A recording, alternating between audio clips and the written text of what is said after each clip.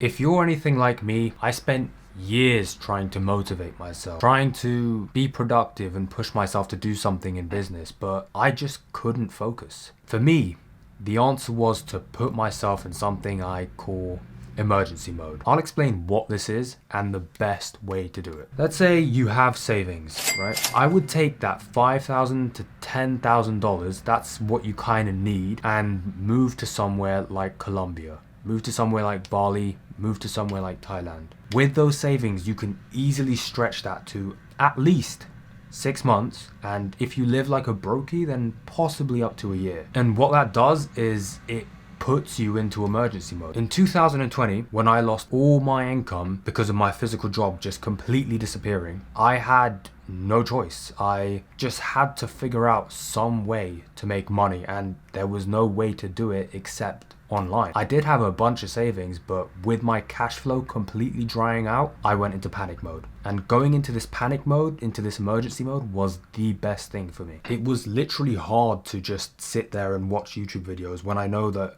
I'm on a timer for my savings to completely dry out. There was no prospect of ever going back into physical work for at least 6 months. It ended up being a lot more than that, but it just made me itch like nothing before. You just had to find something. I just had to work. I had to be every hour working, and I've never felt like that before. For me, I researched a couple of things, and honestly, within a few weeks, I made more money in a month than I had ever made.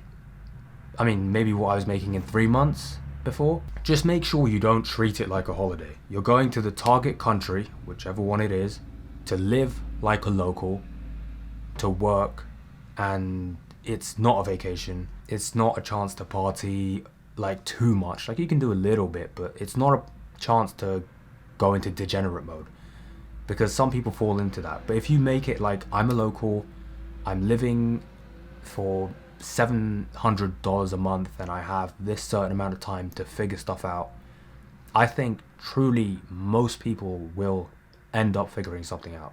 Let's look at the worst case scenario. The worst case scenario is you burn through $5,000, but you learn a bunch of new skills, bunch of new experiences, meet loads of new people, maybe even know a new language, a new culture.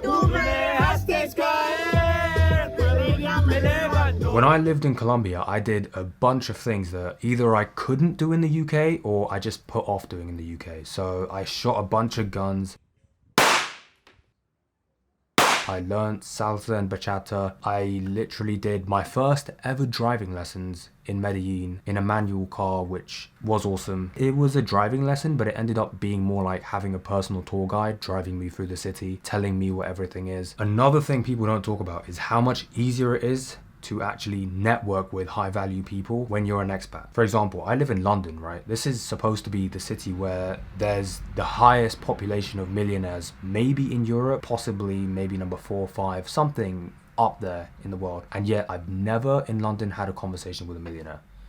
You can see them here and there, but why would they talk to you?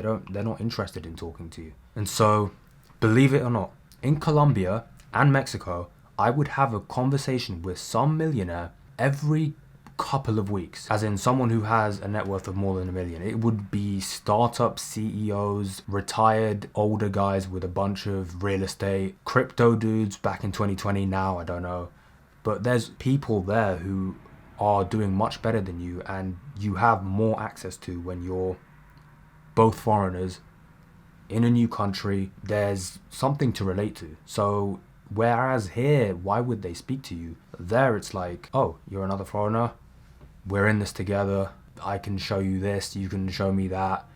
And yeah, I made lots more money from people that I met in Colombia that I almost could literally quit what I was originally doing, just for people, like all the connections you can make. There are so many groups where you can make these connections as well that don't exist if you live in a major city, in a Western major city, unless you have already got that kind of high level status. If you want any advice or anything, I have a free Telegram group. It's in the description, so you can just join in there and ask me whatever you want. And yeah, that wraps up my advice for people who want to travel. Like, you have to just go for it. Save up or use your existing savings put yourself in a situation where you're in a little bit of a panic mode, you're in an environment where you can connect with higher value people with less of a barrier of entry, it's a no-brainer. And that's it for this video.